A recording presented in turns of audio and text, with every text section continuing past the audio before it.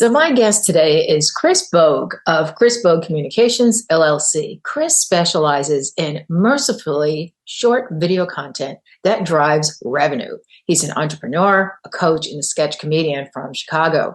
In today's episode, I asked Chris how he writes consistently on multiple platforms every day. And I asked him how he learned to write sketch comedy at Second City and also what roles LinkedIn and TikTok play in his business. So let's jump right in. Awesome. So Chris Bogue, I'm so excited to have you on today because we just recently met on LinkedIn after I was watching all of your videos. And one thing I know for sure is whenever I click on one of your videos, I'll be laughing, whatever it is. If it's you acting as your boss, yelling at yourself, or your friend calling you names, it's always like entertainment value that you don't expect from LinkedIn. So welcome to the podcast. Thank you. So one of the things that surprised me, I just wanted to start with this, is that you told me you're an introvert, which is exactly the opposite. You would never think that. So can you talk about why, like how you do what you do as an introvert? Lots of thoughts on that. So I always thought of introvert, extrovert as a question of where does your energy come from? There are introverts who are public speaking, for example, or even good at socializing. But it's all about like, where do you need to go to get energy? I'm an introvert, but I'm a person who always feels like I have to be on. You know, if I'm around, if somebody's over, I have to bring them drinks and I have to give them food and I have to make sure that like they are being taken care of. Being able to be by myself is really how I'm able to focus, really how I'm able to like get work done, how I'm able to like find my creative energy. And yeah, if you're an introvert, you can do the video thing very successfully because it's different than being in a room with people, you know, where you've got to like feed the room. Like it's just you giving your attention to the camera. And I was always a writer. Ever since I was a little kid, I was always writing. I've always got a million books around. I wrote a lot of sketch shows, you know, throughout my adulthood. And yeah, if you're a writer, that makes video easier. I always say, you know, video, it's about the words first and foremost. If your words are powerful, that will translate. And it's an introvert because I don't need to be in a room for 2 hours, sitting there making small talk afterwards. I can give my attention to the camera for a good 2 minutes and then I can just relax, you know, and I can not have to be on, not have to be around people smiling and making small talk. You know, I would just say that most introverts put themselves in a little box and they're like, here's my creative self that exists outside of work. And, you know, my whole message is that like, we actually need to be more creative to survive in business now. And you're only going to get that work done if you make time for it. Right. And as an introvert, as you know, that means sometimes just shutting the world off, shutting off your own inner critic and just getting it out. Yeah. And it's also different levels of introversion. I mean, there's people who are shy and they're introverts because people think that shyness and introversion go hand in hand, but they don't. Like I'm an introvert. I'm not shy. And obviously, you know, you're not, well, I don't think you are. Same. There are people who are very shy. And so to get on video, even if it is just the camera, is still very intimidating. I mean, I know introverts that wouldn't in a million years get in front of a camera. I think that plays a part in it. Can you talk a little bit about your comedy background? Because that's what attracted me first to your post is all the hilarious videos. And because you learned sketch comedy, what Second City 5 is, what is that? Is that actually Second City is a comedy theater. It was created in the 1950s. It is a Chicago institution, and it's where many of the world's most famous comedians and sketch players came from. So Tina Fey, Amy Poehler, Chris Farley, John Belushi, Stephen Colbert, Steve Carell. There's just countless. I mean, there's so many people came from the Second City. Mm-hmm. And, you know, it's a very classical approach to sketch writing. It's a lot of tried and true formulas that have not changed much since the 1950s, honestly. And I always say it is a style that is more informal and more professional than what most of B2B sales is doing. It's hyper aware. It's hyper fixated on the audience. It's a little more highbrow. than other schools of thought. It's really Second City teaches you to like go for that reference. You're satirizing pop culture, you're satirizing politics, you're satirizing your city. It's really the idea of like play to the top of your intelligence and do what's real. If you have to choose between what's the real choice and what's the cliche joke that you've heard someone else, take the real choice, and the real choice is what's going to be compelling. And this is where the introversion too. And this is where I was always, I was a very cerebral person. And this comes through my writing a lot because I understand those feelings of overthinking it, of not fitting in, of feeling self-conscious, of feeling like I made a huge mistake. The better you can articulate those feelings, when your audience is like, oh yeah, that is exactly what it feels like. That's how you feel this connection. And you said earlier, introverts, maybe they're not going to get themselves out there on video. Many introverts are holding themselves back in their writing. They're afraid to take risks. They're afraid to explore what's real. But the best copywriting doesn't feel like copywriting. It just feels like someone is like telling you a secret. Self-expression is, a lot of people do it differently. And I do writing. I direct other people. I write and direct things that I'm not in. I write for other people. I play music. I do long form video. I do long form audio. I do short form. It's like there's a million ways to express yourself. Mm-hmm. And yeah, you can hold yourself back in any of them if you're not constantly learning and challenging yourself and setting goals. Well, when you talk about sketch comedy, like as a copywriter, I know there's so many different types of writing and people don't realize like the difference between content and copy. Content is to inform or entertain in general. And then copywriting is there's a purpose to it. You want people to take some kind of action.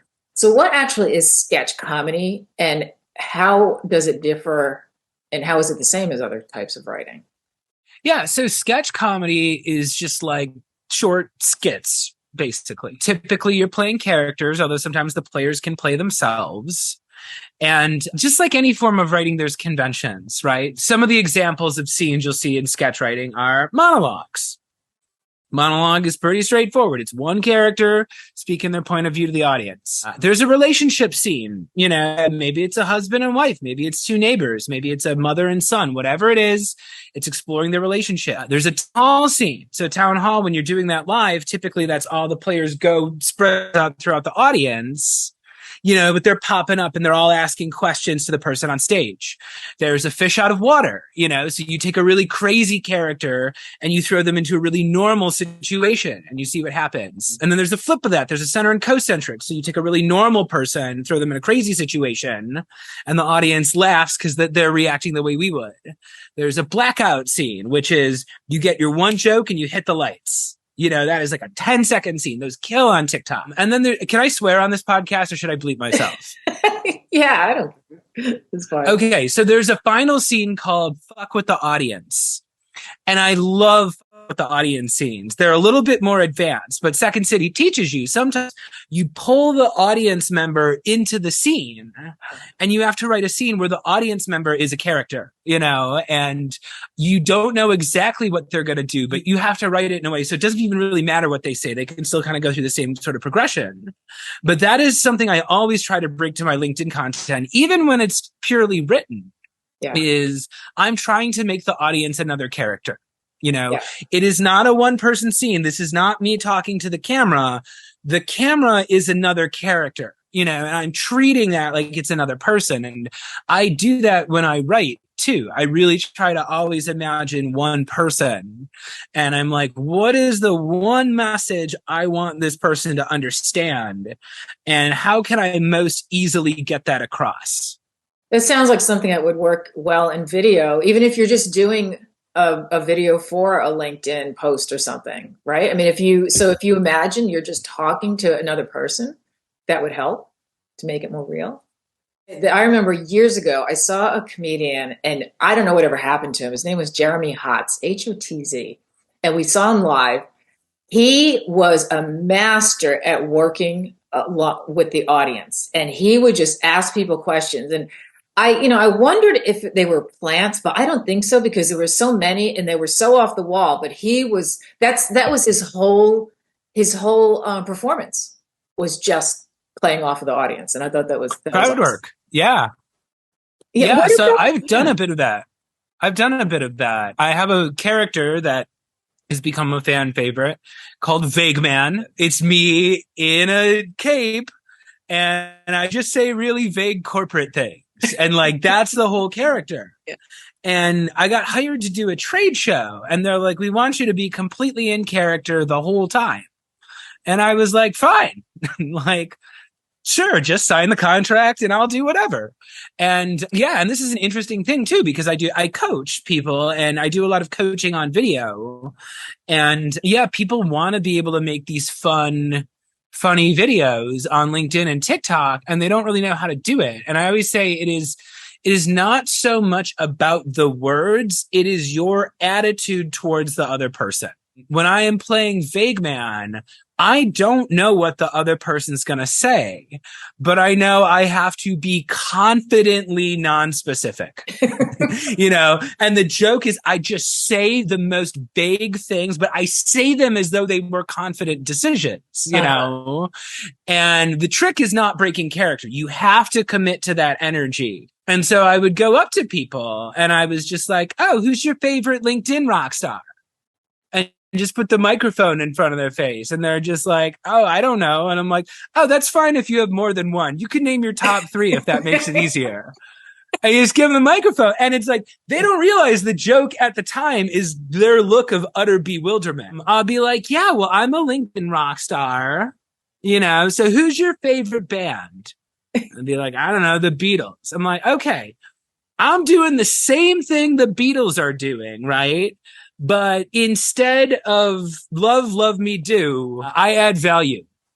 And it's like, it just, you know, it's stupid, but it's like, yeah, my whole thing is like, I'm a LinkedIn rock star. That is my character choice. I'm going to treat it like it's a real job.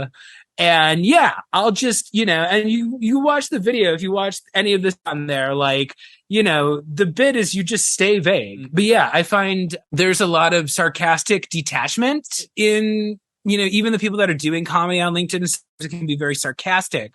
Whereas I always learned at Second City, you want to embody the thing that you're parodying. Don't make fun of a caricature of somebody who's overeager.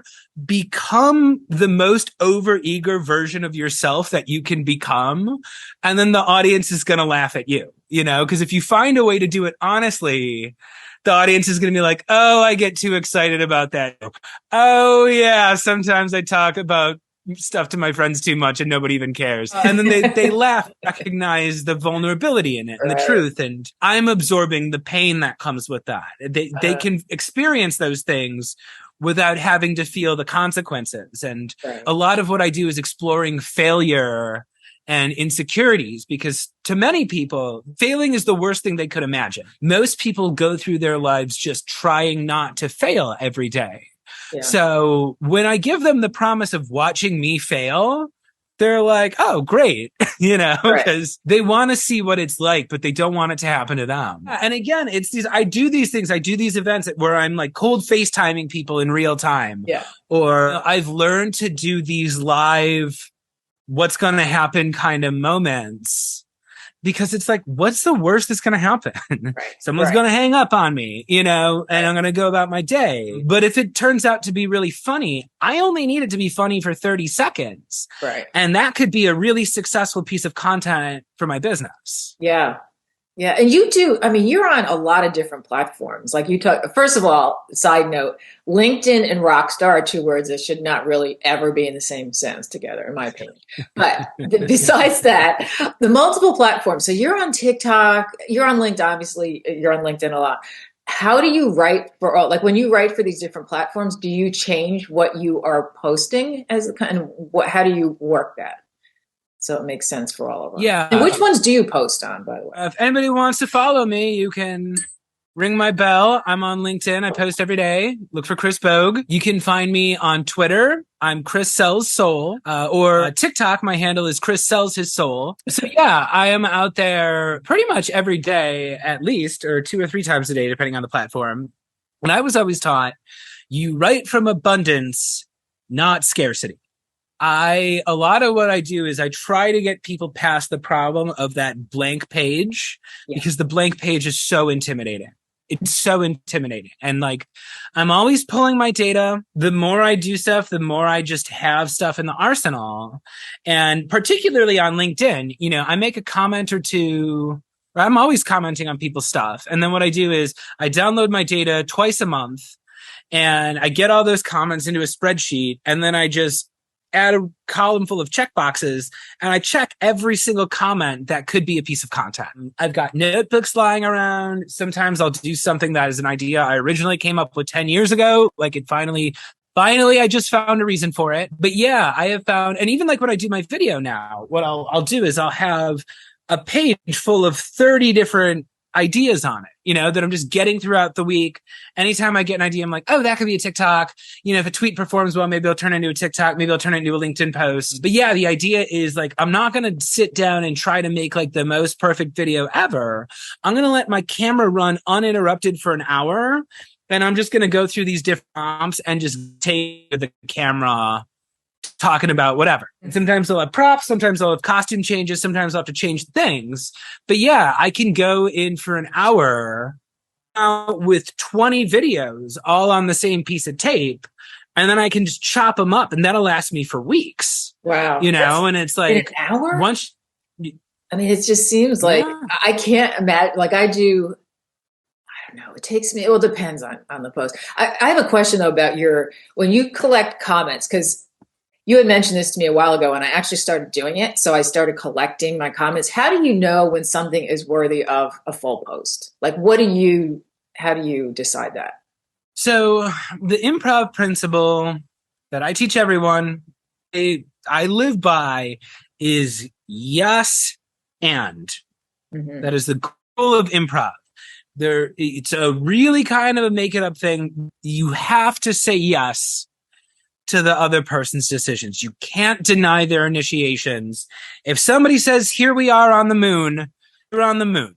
Okay. You can't, like, there's no time to shoot down what they're saying. Because yeah, I've had people do this exercise where they download their comments and they're like, all my comments are just me saying, congratulations, good job. I go, well, you need to yes and them, right? So what you do is you find the people who are saying things you agree with.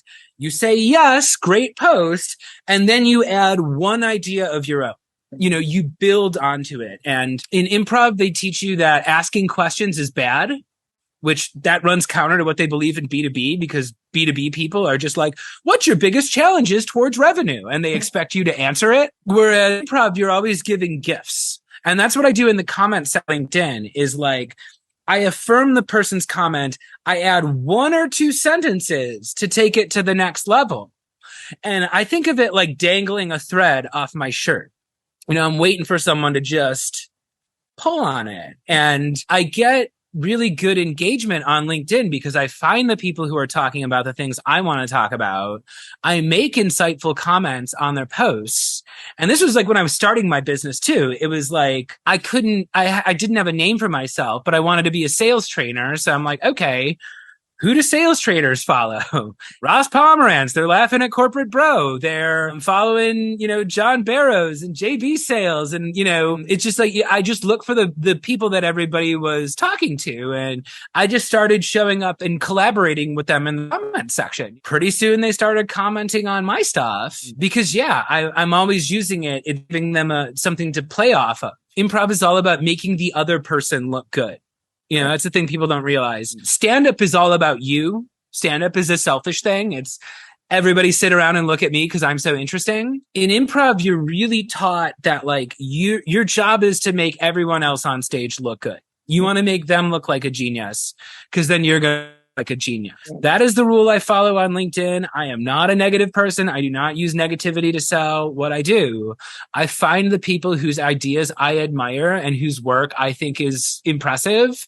And yeah, I just go help them explore their ideas. And, you know, improv, you're taught that conflict, people think they want to see conflict. Conflict is what happens when a scene isn't moving. You know, if two people are sitting here arguing, that means the scene is not progressing. Someone needs to relent before the scene can move on. And that's what I'm doing in the comment section. I'm not trying to shut people down. I'm trying to take their idea to the next step And oftentimes, yeah, they'll play with me because it turns out LinkedIn is actually full of people that want to play with ideas. It's not like Twitter where they're just there to mock people and put them down. People are actually interested in learning better ways to work. It's interesting too that I speak to a lot of B2B people who like SaaS companies. And I just got this question today, and they asked me, and it was a copy, like with copy, I was getting playful with some of the copy for this particular client. And she said, do you think people will take me less seriously, or take us less seriously if we have humor in our copy? And I said, it's got to fit with your voice, but, and I could tell by what they had that it would fit.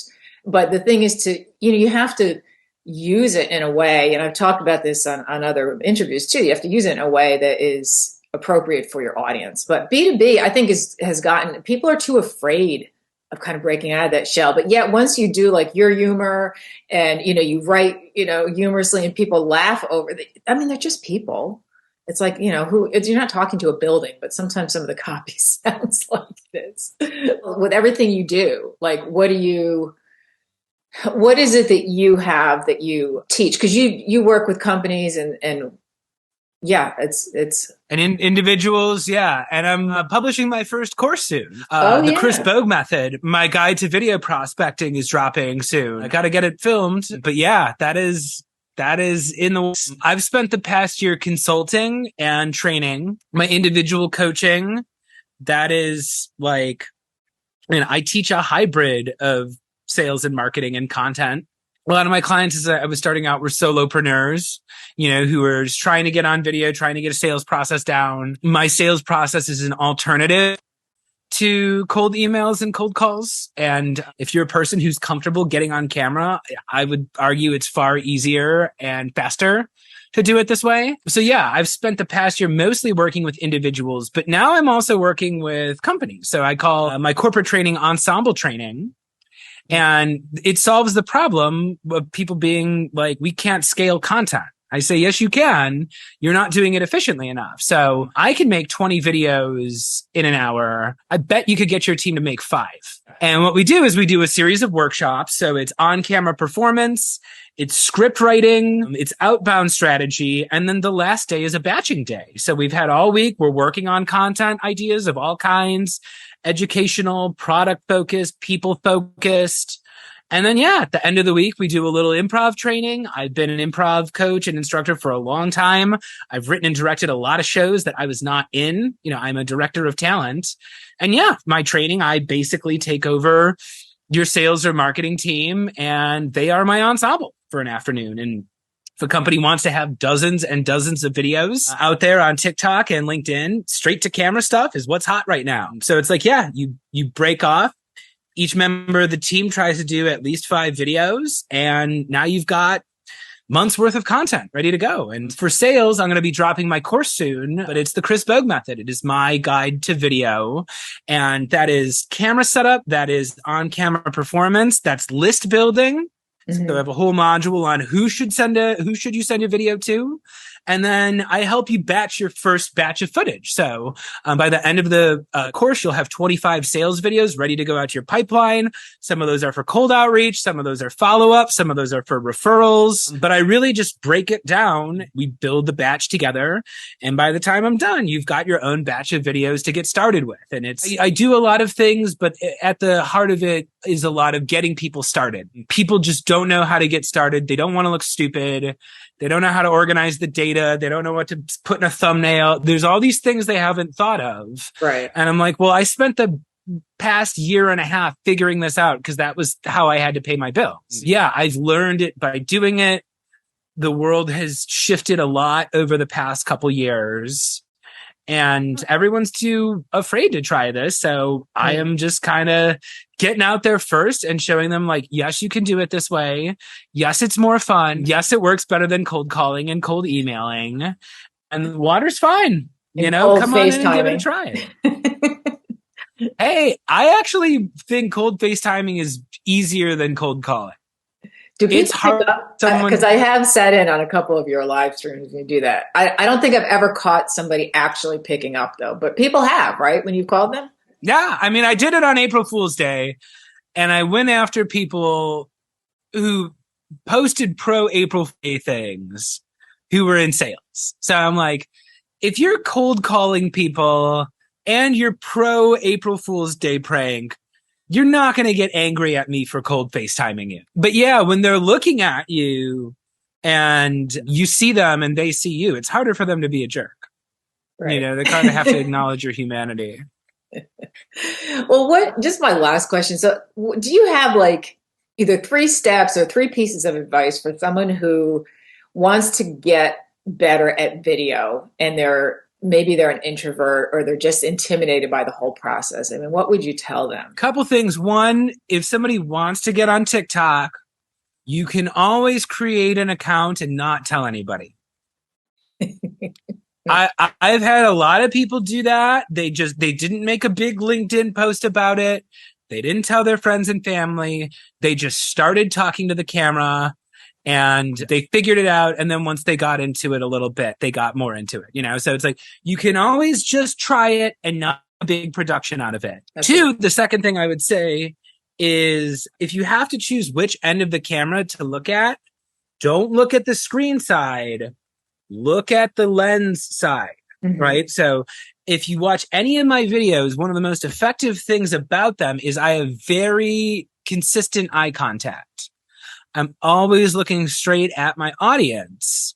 And that's because I'm not looking at my appearance. And when people look at themselves on their phone, their eyes make all these little nervous movements, right? Because they're thinking more about how they look. Right. Yes, they're getting distracted by their own appearance. If you're looking at this side of your phone, especially if you've got it on a tripod and you know it's just situated there, you don't have to think about how you look. You don't have to worry like, oh, do I have a double chin? Is my hair sticking up? Is whatever. I don't look perfect in my videos, you know, and I have mistakes in my videos, but no one ever notices because I'm talking straight to the audience, you know? So it's not about how you look.